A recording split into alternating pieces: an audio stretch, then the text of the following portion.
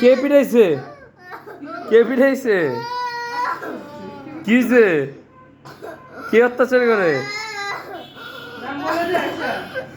আয়সা, এটাই সুযোগ, নামটা বলে দে।